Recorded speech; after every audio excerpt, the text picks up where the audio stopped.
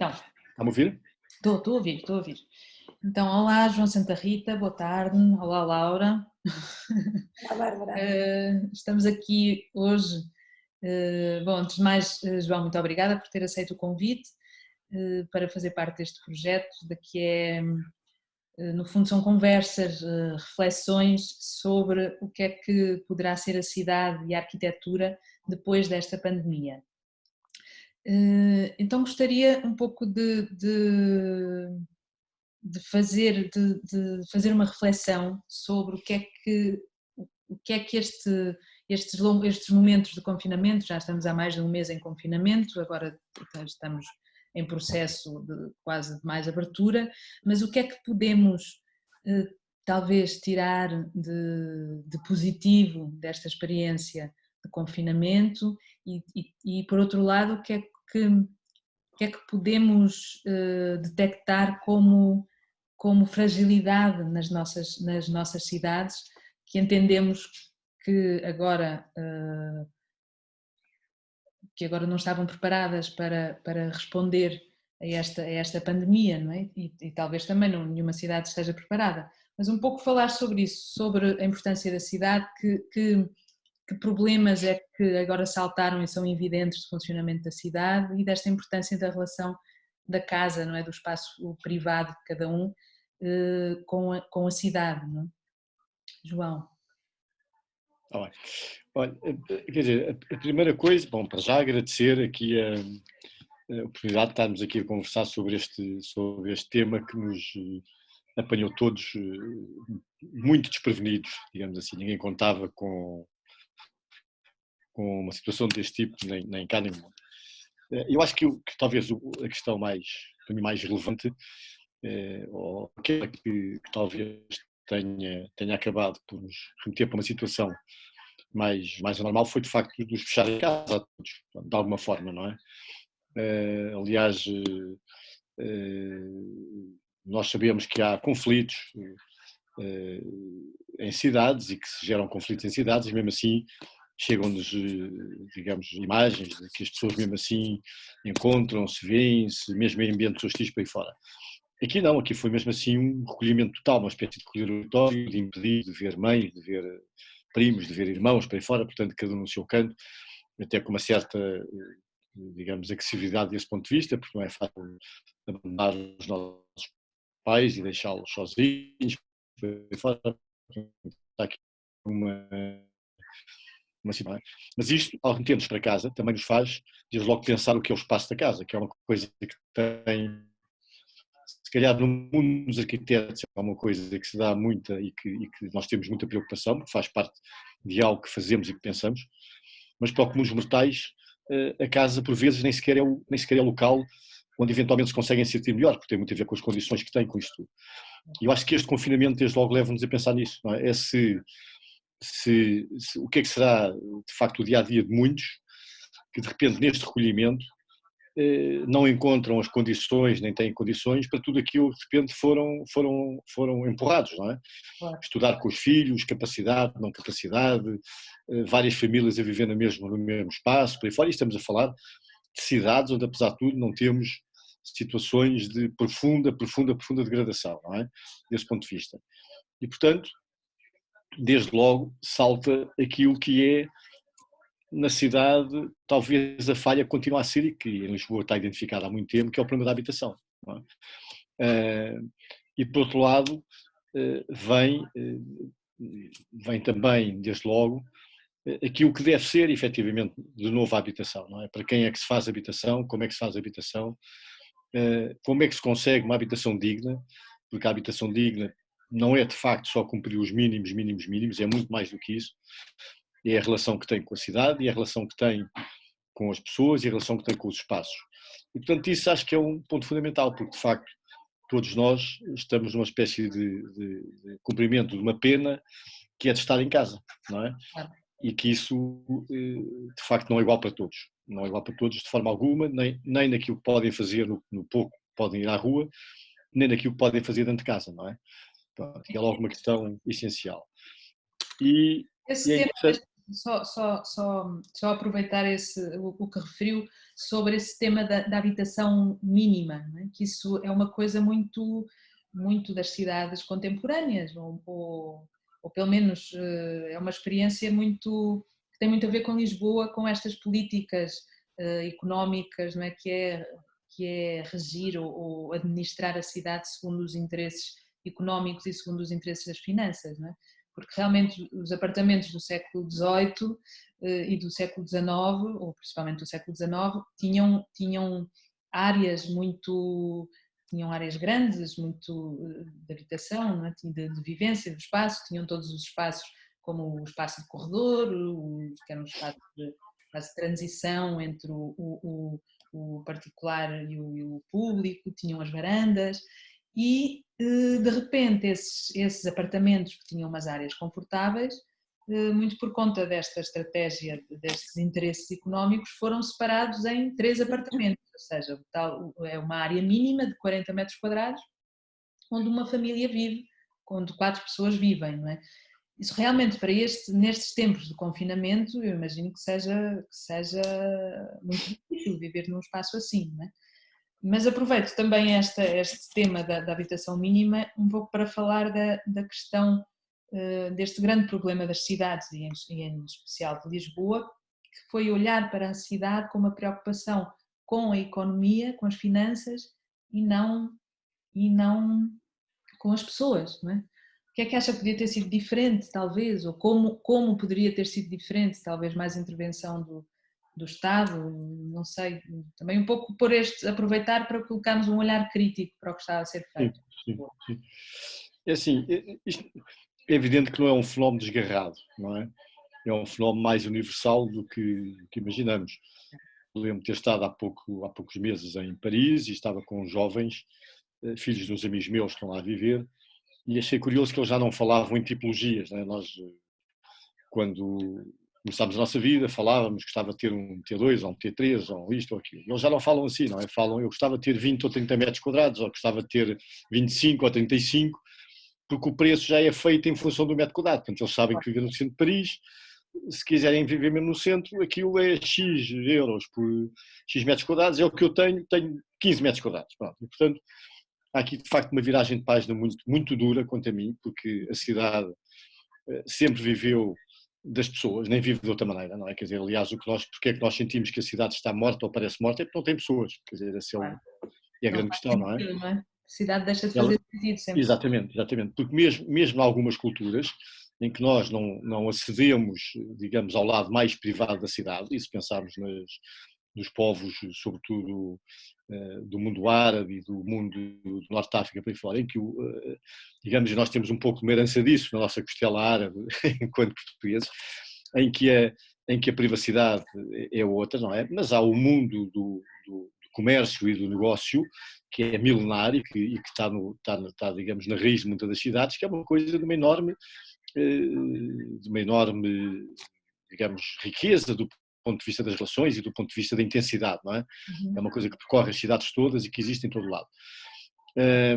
Mas, de facto, aquilo que nós percebemos é que o modo como as cidades, e sobretudo as cidades, enfim, nós sentimos isso mais na Europa, portanto está-nos mais próximo, e se calhar por ser um continente muito, muito densificado neste momento, não é? Muito congestionado do ponto de vista da população, o que sentimos é que a pressão nas cidades é enorme no centro das cidades, e isso é uma coisa que tem vindo.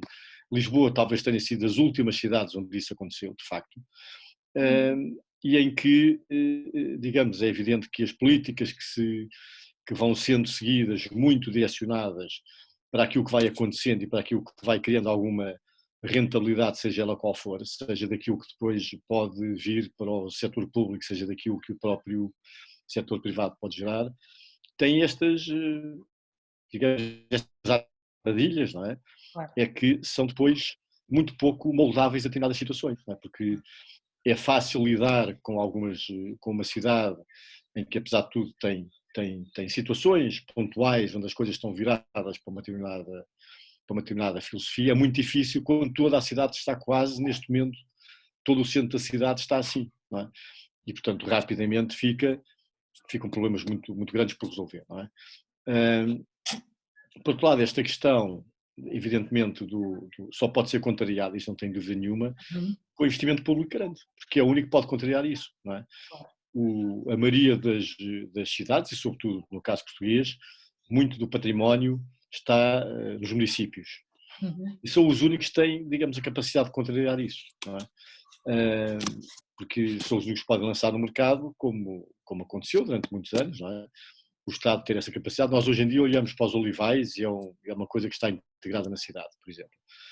Era remoto, era um pouco afastado, era quase fora de Lisboa. Mas a quantidade de gerações, pelo menos duas, que ali cresceram, não é? De pessoas que foram encontrar, digamos, de uma forma mais acessível e mais preparada até do ponto de vista de modernização da própria cidade, é muito grande, não é?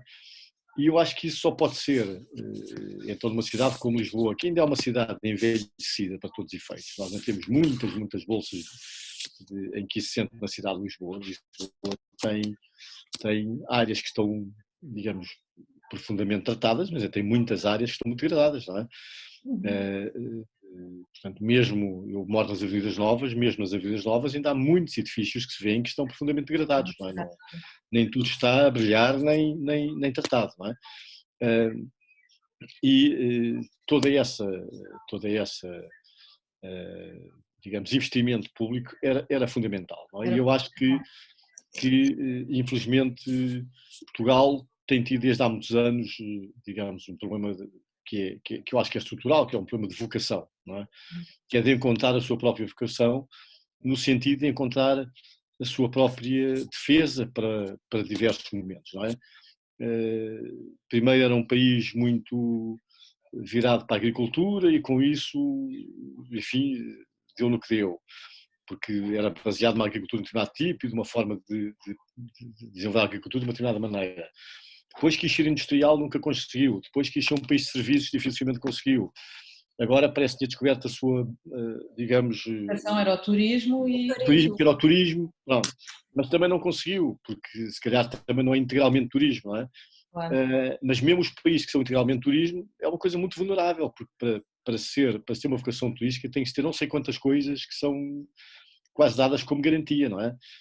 Nós temos algumas, sabemos isso, e portanto esta dificuldade de encontrar a nossa vocação também nos leva a quando pensamos que é agora, dirigimos tudo para ali. Mas, João, não achas que uma única vocação também faz a cidade e o sistema também mais frágil?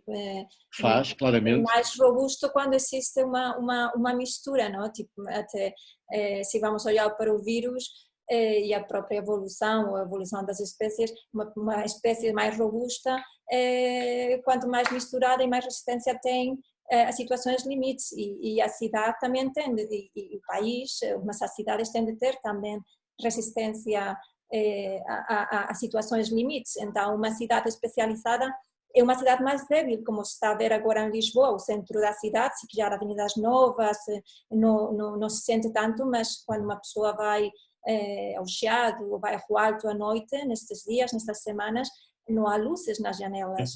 Laura, eu acho que tens inteiramente razão. Eu acho que a aposta numa coisa, numa só, é sempre um problema grande, não é? Mas é por toda a cidade. Eu, por exemplo, devo dizer que na rua onde eu estou tenho 2 hotéis que abriram há 4 meses e que devem estar a pensar o que é que lhes deu para abrir 2 hotéis. Tenho um que está acabado de construir e nem estão a acabá-lo, estão a adiar porque não sabem o que é que vão fazer quando o hotel abrir, estão todos desertos, não há ninguém, não é? E é de facto um problema, e é um problema também para o país, mas para as cidades é de facto um problema. E numa cidade como Lisboa, por exemplo, em que até tem várias vocações, desde logo uma vocação milenar e fortíssima que é a portuária, por exemplo, não é? E agora não estou a falar de portuária, não estou a falar de cruzeiros, estou a falar de mercadorias, estou a falar de portuária mais pesada, não é? É logo uma coisa, e eu sou muito crítico por vezes das pessoas que levantam contra a existência do Porto de Lisboa, porque digo sempre, bom, Lisboa, a sua primeira vocação foi quase ser uma cidade portuária, foi um abrigo formidável para trocas comerciais por aí fora.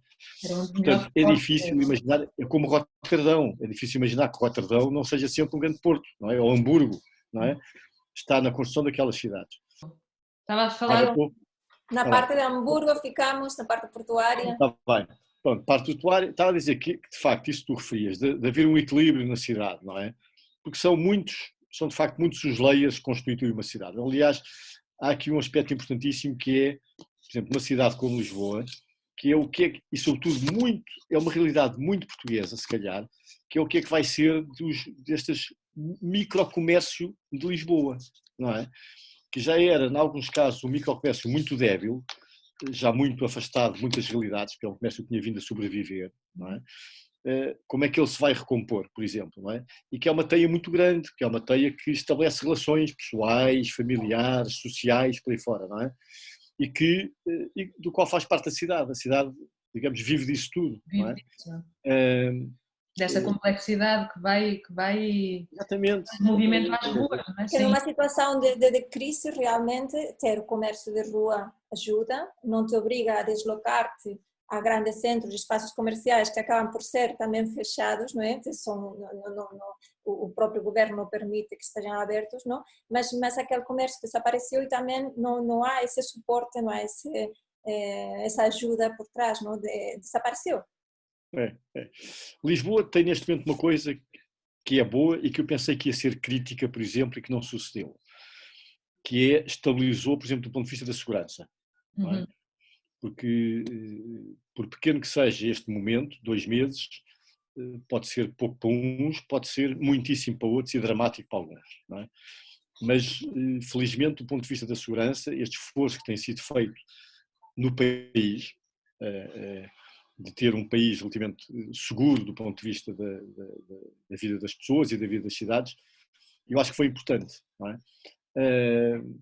Nas cidades como Lisboa e Porto, que eventualmente são aquelas que são mais afetadas, não sei muito bem no Algarve, e são mais afetadas porque as outras já estavam muito desertas aqui para nós, quer dizer, o Alentejo, as cidades do Alentejo estão completamente desertificadas, as cidades do interior, Castelo Branco, por aí fora, também estão muito já massacradas por tudo o que se passou nos últimos anos, não é? Mas estas onde de facto foi mais complexo esta questão, podiam até desse ponto de vista desavar alguns alicerces que se conseguiram construir, não é? E um deles é um pilar fundamental que é o da segurança, não é? É uma coisa que se foi conquistando, digamos, ao longo de muitos anos e que é um ponto importante até para que a cidade ganhe confiança em construir-se novo, não é?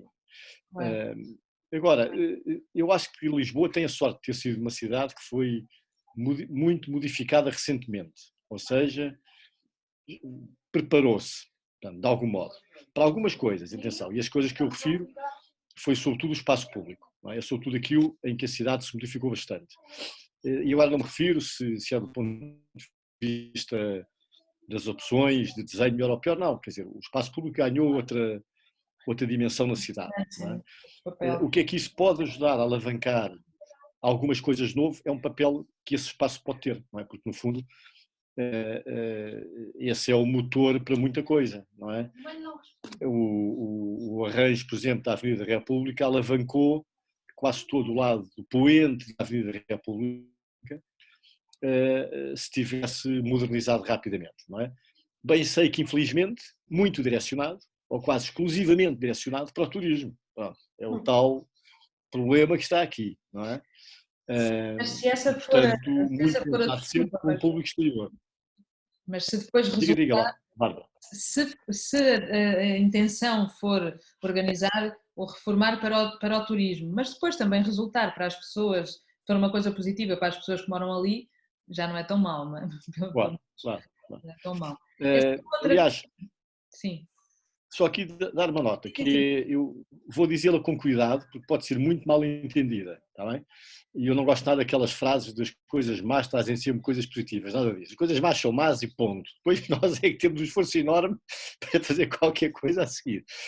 Mas um aspecto que esta crise veio colocar é precisamente na relação que vai ter que se estabelecer novamente entre realmente aqueles que servem a cidade e aqueles que habitam a cidade. Claro. E que em alguns casos estava muito deslocalizada, não é?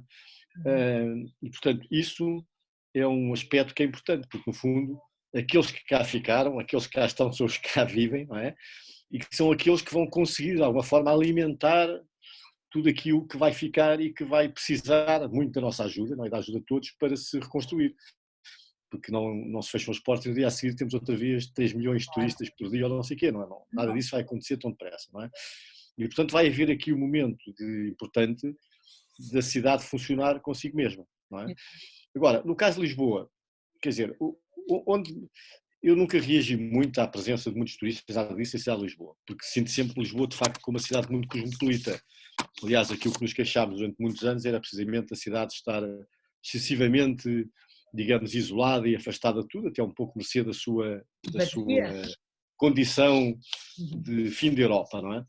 Mas achei graça que no outro dia vi um destas coisas, passam a vir a enviar-nos agora por WhatsApp um pequeno vídeo, feito na Holanda, curiosamente, feito no museu na Holanda, e era muito interessante, tinha a ver com aquelas pinturas que foram descobertas de Lisboa do século XV, se não me engano, século XVI, Lisboa 1500, e onde se falava de uma cidade profundamente cosmopolita, não é?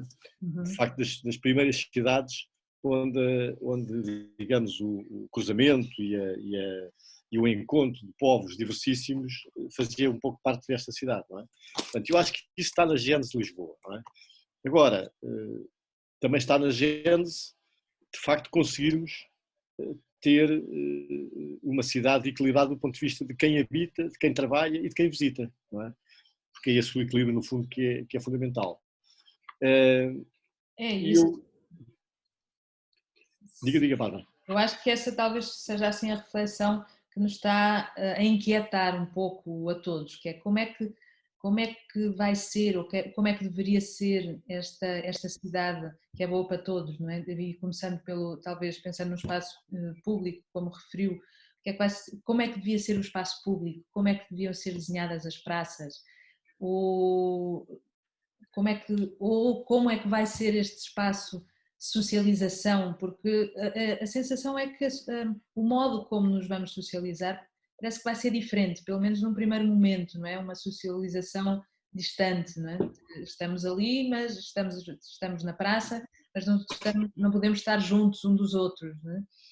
Como é que a cidade, mesmo pensando talvez em utopias, como é que a cidade podia responder melhor a situações deste género, situações de pandemia, porque talvez esta não seja a primeira, não vai ser a última, digamos. Nem a última, exatamente. A primeira não é, com certeza, já houve várias, mas não será a última, não é? Mas como é que, assim, pensando mesmo utopicamente, como é que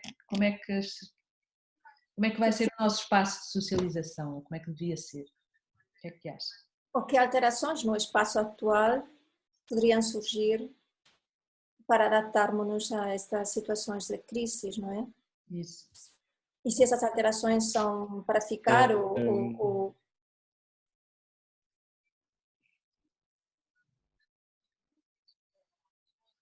Eu não ouvi, Laura, o final. Não, deixava assim uma reticência, se essas alterações seriam para ficar ou não é? Tipo, de facto, há alterações no espaço doméstico que estamos a ver que são necessárias, não? Porque é isso que o João estava a referir, 50 metros quadrados que há para uma família de 3 pessoas não dá, e também isto se calhar está a meter em causa esse modelo que a gente tinha na cabeça de um teletrabalho e coisas assim, não? E que vemos que não funciona, que para os espaços domésticos regulados e pequenos e mínimos não funciona, e então trasladado ao espaço público, quais que são também as alterações possíveis, ou temos de repensar o espaço público para situações como estas de desconfinamento, não?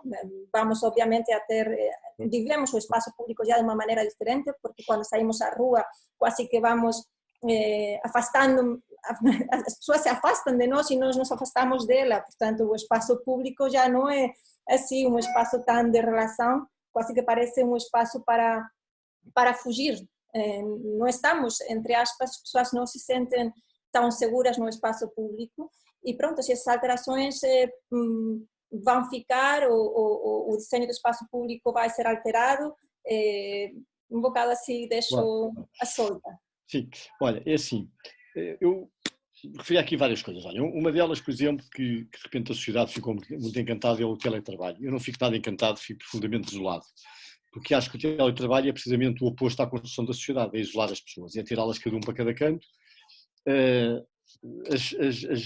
Eventualmente as empresas e algumas instituições podem ver isso como um ganho bestial, que é têm menos despesa, pagam o mesmo, mas deixam de alugar escritórios, deixam disto, deixam daquilo, e portanto é tudo ótimo. De facto, as pessoas podem fazer em casa o que fazem ali, mas são privadas logo de uma coisa que é essencial e que está na construção da sociedade, é a relação de trabalho, sempre fez parte, não é?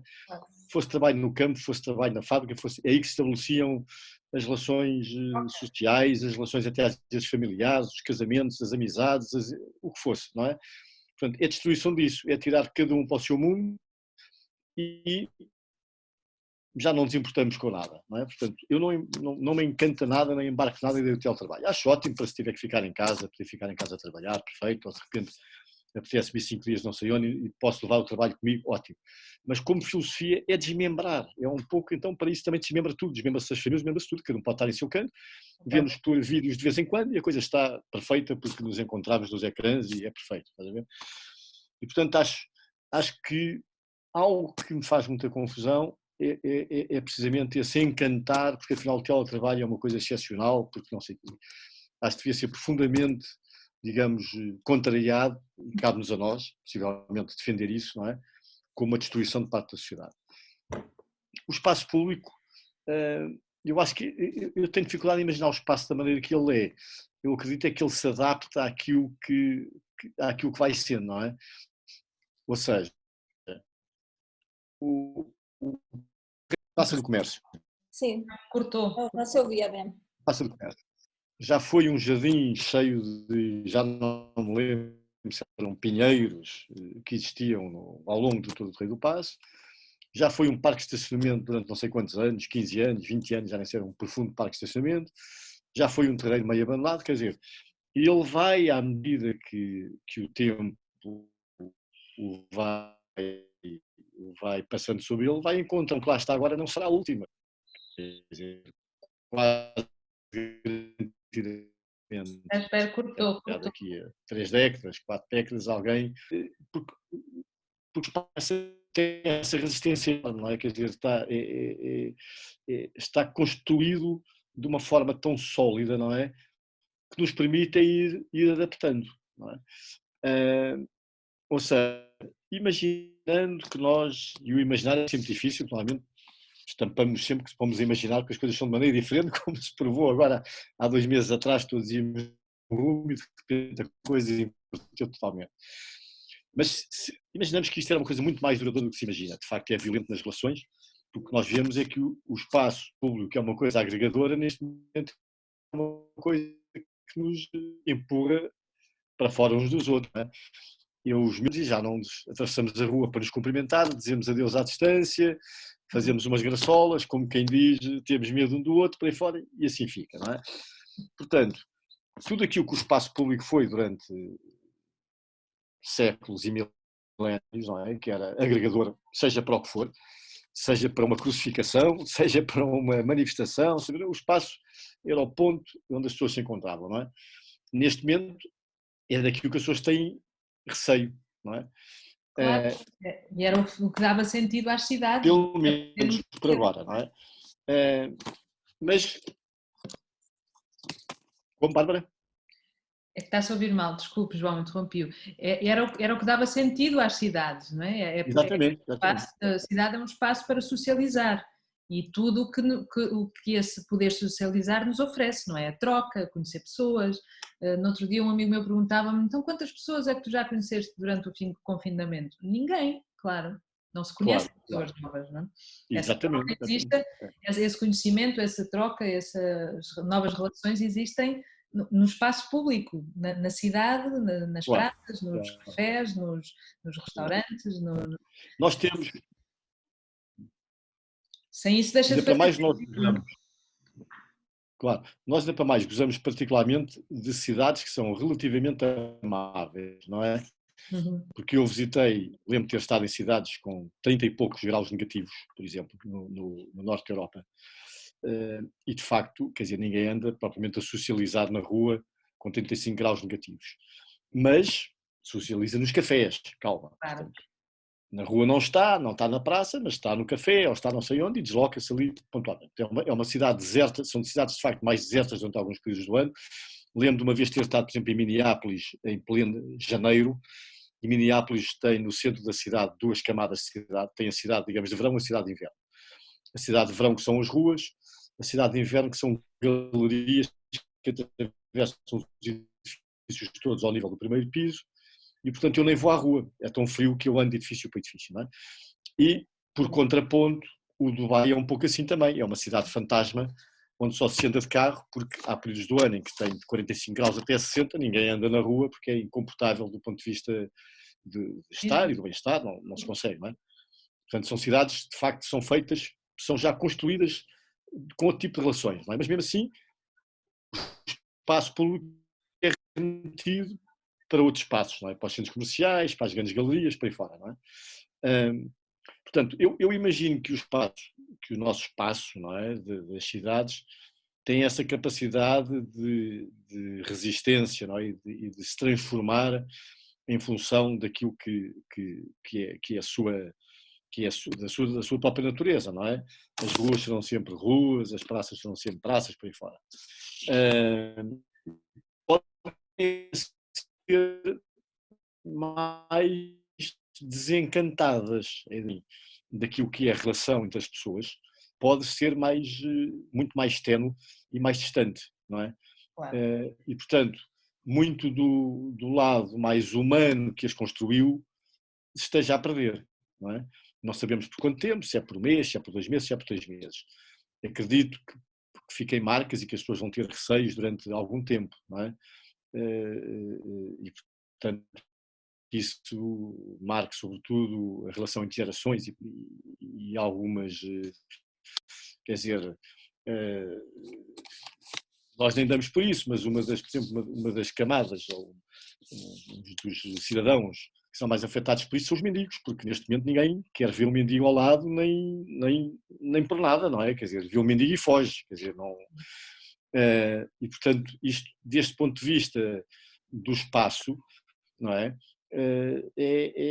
Aliás, deixem-me só aqui voltar um bocadinho atrás, por exemplo, eu lembro quando o Pompidou, quando o Centro Pompidou abriu em França, e o espírito com que foi desenhado é de facto um edifício muito aberto, um edifício muito democrático, lá na relação com a cidade. E era dos poucos sítios em Paris onde até os mendigos podiam às vezes entrar, porque não havia, fazia parte daquele museu, estarem no átrio, protegerem-se, estarem ali, portanto, uma espécie de, cá está, de integração plena da sociedade. Desde que houve o 11 de setembro, já não só os mendigos entram, como nós para entrarmos é um suplício, não é? Bom, com o 11 de setembro e com o vírus, a coisa tende a ser pior, não é? Portanto, esse lado, Ou seja, não vamos que, ser de nada que o mais espaço público solidários, não é? Pelo contrário. vamos ter que... Não vamos ser mais solidários, vamos, pelo contrário, vamos ser menos solidários, parece, não é? E também falar um bocado agora que ouvi bem. estava um bocado concordo com isto que estás a dizer do Pompidou, não? E esse é o medo que também estamos a ter, não, em relação a esse controle excessivo do espaço público, não? Esse controle que tiveram com o Pompidou, e como essa suspensão de liberdades motivada pelo 11S e agora pelo Covid, também pode se estender aos nossos espaços públicos. E isso realmente tem um risco que até no futuro pode condicionar o desenho do espaço público, né? O controle dos movimentos das pessoas, o risco de aceitarmos ser controlados, por exemplo, com reconhecimento facial, porque alguém vai ligar para o nosso telemóvel para dizer se estamos com alguém que está infectado de vírus. Portanto, toda esta suspensão de liberdades pela nossa saúde tem um risco muito forte na utilização do espaço público e provavelmente no desenho do futuro espaço público. Sim. Quer dizer, logo dos aspectos cruciais é o controle, logo o controle do número de pessoas, não é? Quer dizer, como é que no espaço público é uma coisa por natureza onde as pessoas estão livremente e por livremente, e se juntam livremente, não é? Como é que se controla esses movimentos, não é? mas não sei, eu tenho alguma dificuldade, não é? Porque isto ao mesmo tempo. Temos que fazer Não, aqui. mas Vamos isso só fazer para mais dizer que tenho. articulares. Eu gostava só de dar aqui uma último toquezinho, que é sempre difícil nós imaginarmos a cidade, mesmo de um ponto de vista utópico, não é? Imaginar a cidade, como é que será, não é? Quer dizer, relembro sempre grandes projetos que apontaram grandes coisas para o futuro. Os projetos de Broad Lake City, por exemplo, do Frank Lloyd Wright, as coisas dos Archigram por aí fora, não é?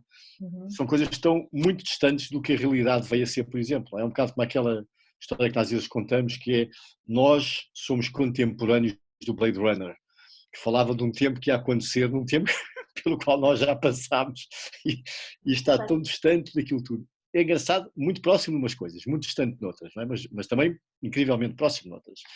A manipulação genética, por exemplo, é uma coisa que hoje em dia já não é tão distante das nossas vidas. As cidades que vivem dia e noite também já não é uma coisa tão distante assim das nossas vidas, não é? Portanto, as coisas acontecem. Mas a verdade é que estas lidam com questões que são muito diferentes, porque têm de facto a ver só com o homem, não é? É um problema do homem, não tem a ver com questões físicas, questões do tempo, questões do clima, é uma coisa humana, não é? É uma coisa que é um problema que nos impede de relacionar uns com os outros, não é? De uma forma mais violenta momentaneamente esperemos, e se há de uma forma mais ténue e que se vai apaziguando, também assim esperemos com o futuro. Que nos impede de mover de um lado para o outro, todos nós agora temos receio de ir aqui ou de ir acolá, já não é porque apanhamos, é porque podemos ficar retidos e de repente ficamos 15 dias fechados não sei onde e por aí fora, portanto tudo isto é complexo. Mas de que forma é que a cidade, ou como é que a cidade se pode transformar em função disto, tenho muita dificuldade em imaginar, não é? Porque é uma coisa tão pessoal, não é? Para além daquela panóplia de coisas que nós imaginamos, que é passamos a andar de máscara, porque nós podemos fazer tudo o que fizemos no passado, fazemos de uma forma mais defensiva e até um pouco anedótica, não é? A tocar, digamos, os limites do ridículo, que é, pronto, andamos todos com máscaras, viseiras, proteções, mas podemos fazer tudo o resto, não é? Podemos jantar, podemos sentar, deixamos de fazer algumas coisas especialmente, onde são espaços mais confinados e mais complexos, mas de resto é uma espécie de voltar a uma vida que tivemos há, se calhar, 20 anos atrás, quando Lisboa era mais deserta e mais contida, não é? Onde não há tanta gente nas ruas e não há tanto encontrão e não há tantos restaurantes tão cheios de gente, não sei. Porque verdadeiramente é muito ligado a nós mesmos, não é? Não é uma coisa que seja tão modificadora do espaço nesse sentido, a não ser na utilização da cidade, essa sim, não é? É o que é que se faz com uma série de coisas que vão ficar sem qualquer utilidade durante um período de tempo que pode ser pequeno como pode ser grande, não é? A cidade, de resto, é assim, eu continuo a dar os meus passeios do bairro, não dou mais longe, vou ao café e fico à porta, pronto, tem estas coisas que são estranhas, não é? E com o tempo, se calhar vão-se apaziguando, não é? Podem já entrar 5, podem entrar 6, depois já podem entrar 10, e aos poucos, não é? Mas as coisas estão lá, não é? Não... Continuam lá, não é? Não, Diga? Continuam lá no mesmo Continuam sítio. lá, não é? Continuam lá, todos nós um pouco protegidos e mascarados, como eu dizia, portanto será uma cidade desse ponto de vista uma cidade estranha, não é? Claro. Que é um... Pois é, esse estranhamento que é a dúvida, essa cidade estranha, essa maneira como as pessoas estão a movimentar na cidade agora, que é não entrar nos cafés, não entrar nos restaurantes, estarem todos separados 2 metros uns dos outros, não se cruzarem muito uns com os outros, será que esse modo das pessoas viverem agora vai provocar alguma transformação na cidade? Ou seja, é essa pergunta um pouco, obviamente que não pretendo que me dê uma resposta, mas é essa a inquietação, aquela dúvida Sim, que que nos todos nós atormenta, temos. que Sim, todos nós temos, não é? sim, sim, De que maneira é que o nosso, agora o homem, este, este afastamento imposto vai mudar também o desenho das cidades, não é? Fica a incógnita um pouco. Bom, algum remate final? Sim. Alguma não, provocação final? sim. Eu deixo mais ingênuo de interrogações, que é o seguinte. Eu já de si não me agrada a cidade que aos poucos se vai especializando, não é? A cidade das bicicletas, a cidade das trotinetes, a cidade dos carros, a cidade dos peões. Aliás, das coisas que nos gostam nas cidades hoje em dia é ver as cidades todas pintadas nos pavimentos, porque isto é para um, isto é para outro, isto é para outro. E não gostaria nada de ter uma cidade que fosse desenhada doentes, não doentes, mendigos, pobres, por aí fora, que é uma coisa que me preocupa muito, porque não sei porquê, se calhar todas as sociedades têm um pouco disso no mundo, têm uma espécie de, eu vou dizer outra coisa muito, muito incómoda, não é? E desagradável, mas sempre que há uma crise nos governos e nos países, eu olho sempre que, acho que os governos olham sempre para os mais velhos como um problema, não é? Não é como uma coisa boa, como as sociedades primitivas que olhavam para os mais velhos como quem sabia e quem devia ser ouvido por aí fora. Olham sempre como uma coisa que consome, não produz e consome, não é? E infelizmente, se verificarmos, são aqueles que foram alguns os mais afetados neste momento, não é? São aqueles onde foi, digamos, maior. Portanto, ter uma cidade que de repente começa, uma sociedade e uma cidade que se começam a preparar para ter ainda uma espécie de rigidez ainda maior nessa separação de tudo, aflige-me, não é? E acho que isso deve ser contrariado. Como há estas questões todas, de vigiar mais a cidade, para fora são coisas que nós devíamos, não apetece nada viver numa cidade e quando isso acontecer, se calhar vou para o campo, quer dizer, porque viver numa cidade em que nos passam a controlar de todas as maneiras, mesmo que seja por um bem, quando é por segurança também é para o meu bem, não é? Se for pela minha saúde também é para o meu bem. Mas vigiar é vigiar, quer dizer, deixa de ser, a cidade deixa de ser o espaço livre, o espaço público deixa de ter essa liberdade, não é? E portanto, eu acho que se calhar é muito mais na resistência a essas coisas que vão ter tendência a acontecer, não é? Que está a descobrir e defender, digamos, aquilo que o espaço público tem de bom, não é?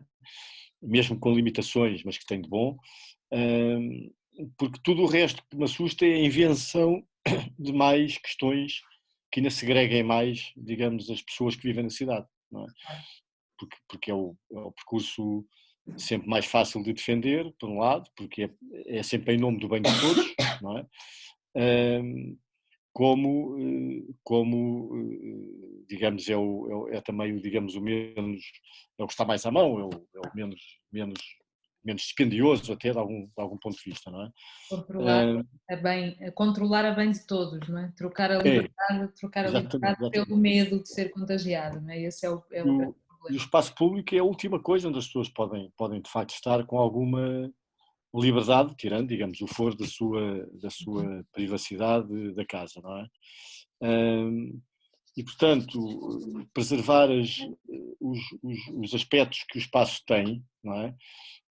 Mesmo com limitações, eu acho que deve ser defendido, não é? Mesmo em cidades que têm situações, digamos, mais difíceis como a nossa tem zonas, tem de facto áreas da cidade muito antigas, não é que estejam degradadas, estão antigas, têm uma estrutura muito, uma coisa é a cidade mais moderna, não é? Que é desafogada, tem, digamos, ruas que apanham sol, por aí fora, outra coisa são as zonas mais antigas da cidade, Alfamas, por aí fora, onde eu já imagino que se entro numa rua e vejo um lá ao fundo, vou-me embora, tenho medo de me cruzar com ele a meio metro. Quer dizer, isto é um absurdo, não é? Isto é... nem quando havia gatunos eu tinha medo de entrar numa rua em Alfama. Agora, por haver doentes, faz um bocado de impressão. Sabe que já ninguém mora na Alfama. Não é? Portanto, portanto, esse é o lado para mim vulnerável da cidade, não é? Da utilização da cidade. Que eu acho que se calhar não é tanto na transformação, é na nossa persistência de que deve ser utilizado de uma determinada forma, não é? De provar que a cidade não precisa, se calhar, de se modificar profundamente. Posso estar errado, não é? Mas, que não, mas sim precisa de provar que aquilo que já tem consegue motivar e consegue proporcionar de novo relações entre as pessoas. Não é? E vamos acreditar que isto seja por uma coisa, quer dizer, se o homem ficasse infectado para sempre, os problemas iriam ser mais graves, não é? Mas, especialmente, viram outras infecções, como dizia a Bárbara, não é? Nem será a última, a primeira nem a última, não é? Mas acho que a maioria das cidades terá essa capacidade, não é? Das cidades tal como nós a conhecemos. Há cidades mais impessoais, não é? Nós sabemos que há muitas cidades onde, digamos, o encontro entre pessoas é muito ténue e a vida é quase feita, digamos, de automóvel, para ir daqui para acolá e para o trabalho e acabou e pouco mais do que isso, não é? São cidades muito, muito distantes da nossa cidade europeia tal como a conhecemos, não é? Mas há outras ainda mais complexas, como as cidades da África, por exemplo, e algumas cidades da Ásia, ainda mais complexas. Mas para o nosso modelo de cidade, e para uma cidade da nossa dimensão, que é também um fator muito importante, não é? Não somos uma cidade com não sei quantos milhões, não é? Quer dizer, as pessoas ficam muito espantadas com o fenómeno português. O fenómeno português também tem a ver com a escala de Portugal, não é? E com a densidade de Portugal, não é? Portanto, não, se tivéssemos cidades com 5, 6 milhões de habitantes e 3 milhões e 4 milhões, como ali a cidade de Madrid, não é? Da Laura, as coisas são sempre muito mais críticas, não é? E mais difíceis de controlar. Mas acredito, eu tenho uma grande confiança na cidade, não é? Porque as cidades resistiram durante milhares de anos a fenómenos complexos, guerras, invasões. Veja-se a cidade de Lisboa com um terremoto em toda destruída, Londres que ardeu, quer dizer, são tantas as questões, não é? Los Angeles está sempre com incêndios na periferia, ardem casas de ricos, de pobres, toda a gente, aquilo volta tudo a instalar-se, são os tufões não sei onde. Bom, as cidades são de uma persistência enorme, não é? De facto há para aí 3 ou 4 na história que desapareceram, Pompeia, Angkor, não sei, mais uma ou outra, mas de resto são de uma enorme resiliência, não é? Porque de facto é muito... e portanto esta capacidade que as cidades têm, não é? De se... Resiliência, estava a dizer. Não é? De resiliência, de se conseguirem reconstruir e reinventar, é fortíssima, não é? É o que as têm feito, quer dizer, as cidades que têm guerras constantes e continuam-se a viver, não é? Digamos, em período de guerra, não é? E, portanto, eu acredito que isto foi devastador nas nossas relações sociais, não é?